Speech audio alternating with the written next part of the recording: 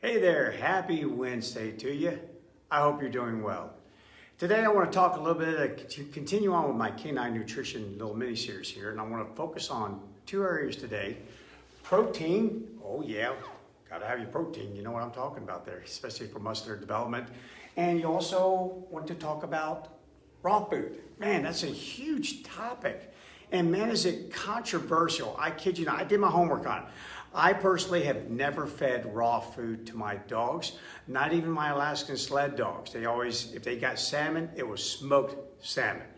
So again, I had to dive into this, and man, the deeper I got into it, the more people I talked to, the more research I did. I swear, I don't know if I think I'm actually more confused than what I was when I started. But again, it's not gonna affect me because I just don't eat raw food. And nothing really against it after doing this research, but I just don't do it. And that's really up to you. So I'll just hand out today what I got out of all this research, and then you guys can, again, always get to make your own decisions. But let's talk about protein first. First of all, protein is where we get these amino acids. Yeah, there are 22 amino acids in protein. 12 of these amino acids can be synthesized by the dog's body. I mean, they can kind of produce their own. They can make their own things happen from the protein. But the other 10 are essential amino acids, and those have to be supplied to the dog in the dog's diet. So anytime if you're going to get into this really deep and really start being kind of picky and investigatory about the ingredients in your dog's food, maybe contacting the food manufacturer themselves, you might want to ask about amino acids, because this is really important. You have to have that protein. Man, it serves a lot of functions, not just building muscles. We just kind of kid around with that, but it does. It is a major structural component of hair, skin, nails, and connective tissue. It also provides all the enzymes and hormones composed of proteins. So proteins, they just produce all these enzymes, all these hormones that just really help with overall maintenance of good health. It just does. It also helps with the immune system and the musculoskeletal system. You rely on a lot of protein for just normal functioning, so you have to have the right amount of protein. Problem is with protein, it's in a constant state of flux, and so is your body. So changes in protein have to occur as you grow older, as you are injured, as you're fighting off an illness.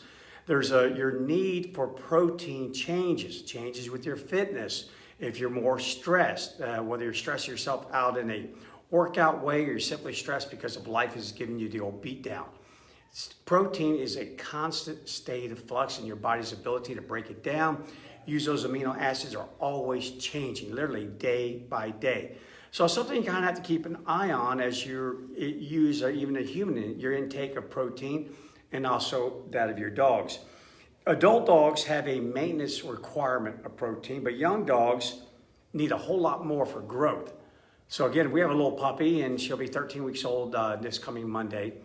And we're making sure that she gets a lot of protein and a lot of fat just because of her growth. It's tremendous.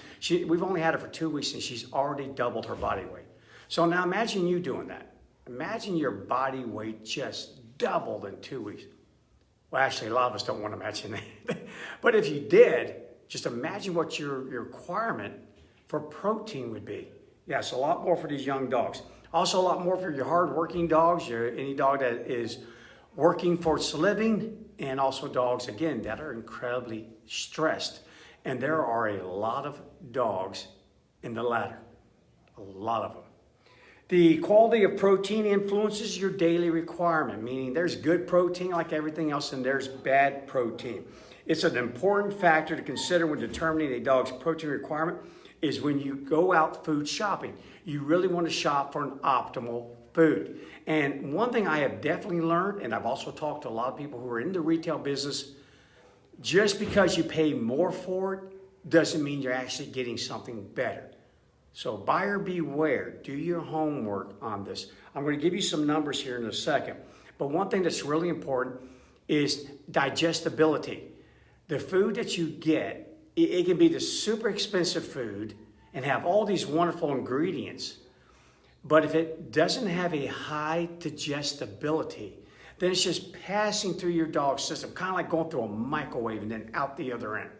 And that's what happens when we see with a bunch of fillers in there, a bunch of corn, other things. You want to make sure your dog's body can digest the food that's going in it. Otherwise, it doesn't matter how much you spend on it. And they say high quality foods, that optimal food that I'm talking about, should have a digestibility of about 80 to 90%. Yeah, that's doing the job. A low quality food, typically only around 70%, 65 to 70%. So keep an eye on that, especially again, if you have a dog with special needs. If you just got like Captain, it doesn't matter. It's Captain. Feed him whatever you want to feed him. That board just keeps on trucking. Again, he's a 55-pound muscle plug, and he can eat just about anything and does eat just about any and everything. If you've ever watched some of my videos, you see him munching on the earth. You think he's got to be part herbivore. But again, dogs with special needs, and I've certainly owned those dogs. And anytime you have a puppy or a geriatric dog or a dog going through possibly chemo, any sort of issues health-wise, you want to pay attention and you want to make sure we have good digestibility, because otherwise all those fancy ingredients that they claim on the back aren't for squat. Doesn't mean a darn thing. It just goes right on through the system and doesn't get absorbed. So make sure you pay attention to that. Watch that. And a lot of times you can tell that simply by the dog's waste. Again, if you're feeding your dog 2 cups of food and they're pooping out 8 cups, we probably have a little bit of a problem with digestibility. So watch that. The minimum protein requirement of dogs fed a practical diet containing ingredients of moderate quality, again, it's just middle of the road there, is about 18% protein, 18% for adults. So again, if you have a triangle, you got your big old optimal food up there, possibly really expensive food. Then you have your bottom of the basement food, bargain basement. About midway through there, they say that those dog foods will usually be able to supply about 18% protein. Again, 18% of your dog's daily requirements there. And then the other higher food would be 22%. And that's something that you should really select. 22 to 28%, those upper 20s, is what you need to select for, again, young dogs. If you have a dog that is lactating, if she's raising puppies, you have a working dog, man, they got to have a lot of protein and they have to have a lot of fat to be able to keep that up. It says if protein is deficient in the diet, adult dogs will experience a loss of body weight and lean body tissue, muscle. Puppies and growing dogs will show decreased weight gain and even weight loss and impaired growth and development. Protein deficiency is uncommon in companion animals that are fed balanced commercial pet foods. This is because the majority of commercial foods contain more protein than what is needed to maintain the minimum requirements. They say, it goes on to say again, and this is the research I have, and I'll try to put some links down on the thread so you guys can go look this stuff up yourself. And again, these are just researchers and that they do a lot of work in studying the nutritional needs of canines. So the biggest thing to really take away from that is make sure that the food that you get has a high digestibility. That's number one. That goes probably for everything I've talked about up to this point, whether it's got the carbs in it, whether we're looking for the water amount that's in it, minerals, vitamins, amino acids, proteins, fats. It doesn't mean anything if the dog doesn't digest it. You want to have that for sure. If you're feeding your dog a super high quality food and they're losing weight anyway, then that's probably one of the other indicators that we have really low digestibility or is simply not providing enough protein. So guys, do your homework on that. If you've got a puppy, like our puppy, she's getting 24% protein. I'm going to keep it at that for right now, watching her growth, watching her movement, keeping an eye on her stools, just monitoring everything. And I'll keep it at that. Captain's food has 20% protein. Probably drop it down here in about another year or two. And the Morkies, well, we feed them the same thing as we feed Captain. So they're getting about 20% protein and a little less fat. I just don't have Captain as active as it used to be. So therefore, I don't need to be feeding them a whole bunch of rocket fuel. But that little puppy we have, man, I'm telling you what, the nicest time that is for us is when she's trying to take a nap and she's settling down. But still, I give her fat so that she does, not just because it's rocket fuel, but because she needs it. She needs to have it. Okay, so now let's just hop on over here. Let me get off my little iPad. All the stuff I have on raw food. Okay, again, I wrote up here lots of controversy. I just wrote that up there. So let me just kind of go down a couple little reports real quick, and I just highlighted a few areas on these reports. And this is an article by Dr. Elizabeth Lee, and I'm just going to kind of go down some of her key points that she put out in her article. Raw food diets are controversial. I just wrote that, but they're gaining popularity. They are. They actually came about in 1993 by an Australian veterinarian in Billinghurst, and when he came up with what's called the BARF diet. Wow, what a great acronym, BARF diet. And that stands for bones and raw food, or biologically appropriate raw food. Went on to, he really worked on this because he thought that grain-based commercial pet foods were not good for dogs, that they were actually harmful for dogs. And now again, since 1993, I tell you what, there's a lot of controversial reports going back and forth, but now the trend is, if you're gonna stand on a podium, feed grain, don't feed grain, there are more and more nutritionists leaning towards feed grain, or at least at a minimum, grain's okay if you do feed it. And I kind of agree with that as well, just from casual observation of what dogs eat, getting feedback all the time from dog owners as to what they feed their dogs. I think it's fine. Dog can darn just about eat anything. The potential benefits for raw food are claimed, the ones that are claimed out there, is a shinier coat. Everyone wants that. I have a solid black puppy. Would love to have just a little mirror finish on the dog. Would love to have a nice shiny black coat. I want a good coat on my dogs. Yeah, you want them to look good. So shinier coats, healthier skin, cleaner teeth. Cleaner teeth equals fresher breath.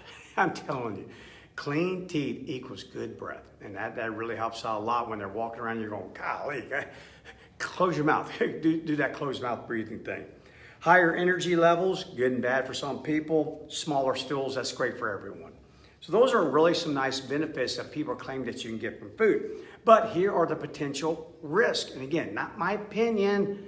This is the opinion of nutritionists, certified canine nutritionists. This is what they're putting out there. They're saying that it threats to human and dog health from bacteria. I think we all get that. When you're handling raw meat, you've got to be safe. So one of the proponents of raw meat say, well, we're actually safer than the people who handle regular dog food, canned dog food.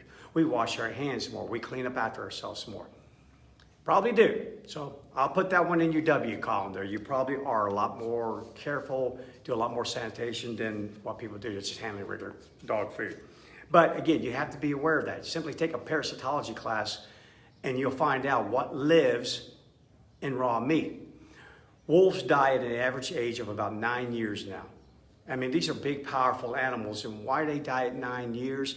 Most of them from being riddled with parasites. Never, you don't deworm them. They're riddled with parasites. Because if that ungulate, that herbivore has parasites and they ingest that meat and those organs, they get the parasites as well. And they just live in that animal's body and just ravage that body, that host. So just keep an eye on that. I took a couple classes in that, and I am here to tell you, I'll take my meat at least medium well, just because of that. It scared the daylights out of me. I don't feel like getting a tapeworm, in all honesty. I have had Giardia, but that's a different story. Okay, an unbalanced diet. They're worried that if you feed raw food, that your dog will actually get an unbalanced diet. It will not get all the nutrients that it needs. And there's a potential for whole bones to choke an animal, or to break teeth or cause an internal puncture. That is real. That's real. And also, then me, I added on a couple myself. Cost. Holy cow, I can't even imagine. I had a viewer, a good friend of mine, a viewer, she sent in a little report that she got from other people and other dog owners and trainers who feed their animals raw food, and they've come up with this formula called 80, 10, 5, and 5. So I'm sitting there going, okay, well, let me just do my quick math. I think that adds up to 100. Let's go do the breakdown. So let me do the breakdown for you. And it says in here, this rule is called 80, 10, 5, 5. This means that 80% of the food comes from muscle meat. 10% comes from bone. 5% comes from liver. And the last 5% comes from secreting organs. This is a ratio for raw that represents a dog eating the whole prey. Okay, I think you know me by now. I'm I'm one of these guys that if you gave me a middle name, it would be Practical. Who the heck has time for that? Really, I don't have time for that myself. I don't even go to the grocery store. I use that online app and where someone goes for me and then brings it to my house. I don't even go to the grocery store. Who in God's earth has time to go pick out 80% of muscle meat, 10% of bone, 5% of liver, and then the other 5% of some sort of secreting organs? Okay, if you got time for that, tell you what, make sure you do this thing too called 80, 10, 5, and 5. Spend about 80% of your time observing your dog. Absolutely. Learn from your dog. Study the natural spontaneous behavior of your dog. Then spend about 15% training your dog. Formally training your dog, working on new behaviors, pushing that dog's brain. Work it. And then spend 5% just having a darn good old time with your dog. Just nothing counts. It's just you just hanging out with your dog. So in other words, break it up into some good observations, some good training, some good exposure and interaction with you and some playtime. Do that as well. So come up with a formula for that. Honestly, I'd rather see a lot of people. There's been a lot of well-fed dogs. Let me just make this one statement. Over 1 million dogs a year surrender to animal shelters and rescues due to bad behavior. And I guarantee you, I've met some of them, a whole lot of them as a matter of fact, and they were extremely well-fed. And a lot of them were raw-fed diets. Prioritize, guys. The commercial food that's out there, it's good. It may not be as good as this. It just may not be, but it's good enough. Remember the 70% rule? Come on now. Think about it. Make sure that you don't focus all this time and energy and money, not to mention that, how much this got to cost. They say about 2 to 3% of your dog's body weight. So I did the math real quick on Captain. That means Captain is going to need about 1.65 pounds of all this raw meat. And then, of course, I ran that through my head real quick with the price of meat right now. And I'm going, okay, he would be eating better than me. Yeah, so again, there's cost. There's the effort at getting it. Then there's the effort at preparing it. Then there's the effort of keeping it frozen, then thawing it out. That's just why that's why I don't do it. I just don't have that kind of time. And I just really, honestly, even if I did, I would spend my time doing something else. Please make sure if you're these people out here that you're really, really picky about your dog's nutrition, make sure you don't neglect the other areas in your dog's life. Really focus on that as well. Okay, and then the last thing I had in here was in this article, again, by Elizabeth Lee. Let me get to the back page here. Okay, so here we go. So a lot of studies were done on this in which they compared canned food, they compared dry food, they compared raw meat, and they came up with a whole bunch of things. And they basically just say at the end of the day, it is controversial. You've got some veterinarians saying, I love raw food, you should feed raw food, and you have some that feed anything but raw food. You guys are going to really need to do your own research. But then here's a couple of areas where some of them were in cohesion together. They caution that pet owners that dog owners choosing raw diets, make sure you're not doing it because of online myths and scare tactics about commercial food. Make sure you're doing it because you're trying to seek something. You have a dog who just can't eat dry food. It blows up too much in their gut. They have a microbial issue with their stomach. Make sure there's a reason why you pick that other than that you're afraid to feed commercial foods. Make sure you do that. She advises that a home-cooked meal or cooked homemade food is very good for your dogs, again, as long as you're getting all these ingredients. So I also wrote on my board here, raw food is not fresh food. Most fresh food that you can obtain nowadays for your dog, it comes frozen, then you thaw it out, then you simply take scissors, open up the packet, and pour it in your dog's bowl. They can eat it cold, they can eat it warm, but that is not raw. That's not raw food. They've cooked that food. Again, we've used that. We used it for a dog that we had, and it worked like a champ for that dog. Currently, right now, I would probably be feeding all of my dogs a fresh food diet because I really saw some incredible benefits from it. However, it just became a bit of a hassle with the current conditions in which we're all living under, called a pandemic. Delivery times were delayed. I had box after box show up at my house, and the food had already spoiled, had already gone bad. You know, when they tell you it's going to be there on Wednesday, and it doesn't show up until Saturday. So it's set somewhere, and it didn't sit frozen. The little dry ice that they put in it can only keep it in their frozen and in healthy conditions for only a limited amount of time. plus going back and forth to the mountains and here, trying to get that all the time. Oh my gosh, when's that coming in? What if there's no one home to receive the box? It just became a little bit uncertain for us. So that's just a little bit of personal experience behind that. But the food itself, I do like it. I really do. It does do very well. It's costly. So again, make sure your budget can afford it as well. Okay, then the last thing it says in here that it has been seen that there are problems in areas in feeding dogs in relationship to having poor coats, bad skin, and weak bones. In other words, the very thing that a lot of people are feeding raw for those reasons, in some of the studies that they did, and they did this on 240 dogs being fed raw food, they came up with a good majority of them suffering with poor coats, bad skin, and weak bones. And they also said, be careful about making the meat or the diet, your raw diet, too lean. It says too little fat means a bad coat, but too much fat and not enough protein can cause mild anemia.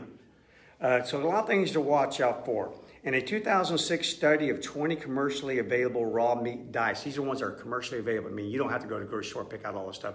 You can just buy it.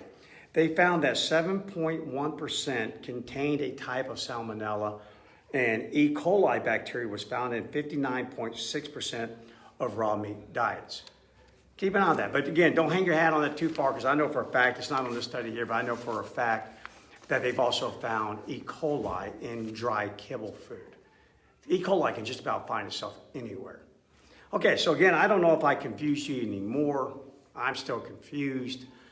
When it comes to protein, again, there are some specific numbers that you should pay attention to, give or take a little bit. Upper 20s for those dogs that are growing, that are suffering from an illness, dogs that are reproducing, working dogs, stressed dogs, get them up there in the upper 20% of protein. Make sure it's good quality protein so it can supply at a minimum the 10 essential amino acids that the dog's body can't. Also make sure that the food is digestible. Look for signs like a lot of stool volume and a loss of weight, and that is your two biggest clues that that food is not digestible. Okay, so make sure you look for that. And then also, we went into raw food, very controversial. I think you guys just really need to do your own homework. I would like to put out things, but again, everywhere I turn, some are for, some are against. The only thing that they all say is you got to be careful handling it. Yes, you do run the risk that there's a lot of bacteria in it. You got to be careful with that. Salmonella and E. coli, it lives in that. And then I'm just going to warn you flat out, just be careful with parasites. There still can be parasites living in that meat that are still alive, dwelling in there, just waiting to be ingested and waiting to latch itself onto that new host. So watch out for it. But again, at the end of the day, it's your dog. And the last little thing I'm just going to put out there, and then I'm done with this stuff here, is, again, never get so one-dimensional with your dog. Never make training your number one priority all the time, and then give up play. Give up just enjoying your dog. Give up observation and diet. And the same goes for everything. It's all about maintaining a balance. A balance. If you do that, just like your own body, with all these nutrients back here, that's your body trying to find homeostasis. That center point. Temperature's just right, your weight's right, your blood's right, got all this antibodies, everything's just kind of working right. Do the same thing. Keep everything balanced. Don't lopside anything. And through observation, not only do you learn a lot about the behavioral mechanisms that drive your dog, but also you start learning, you're looking a little thin, or you're starting to throw a little shade. And I know she got a lot of stool volume lately, or it's runny, and just things like that. Pay attention to your dog. But at the end of the day, man, I tell you what, I have fed my dogs probably just about anything and everything that you can feed, except for the danger stuff, which is tomorrow I'm going to wrap up this Canine Nutrition mini-series by talking just real quickly and real briefly on GMOs, just so I can get that out of there. I've had a couple people ask me about GMOs. I'm going to go over that, and then I'm going to go over a short list, but a very powerful and better pay attention to list of those foods that if your dog eats them, we're not just talking illness, we're talking death. So make sure you tune in tomorrow and pay attention to that. And then we're out there. We're beyond canine nutrition. Jeez, I need someone else to teach this darn thing. This is the roughest area that I've ever had trying to involving dogs. And again, appreciate you guys hanging in there with me. Hang in there. We'll wrap it up tomorrow, and then we're moving on to other things. Take care. Have a great day.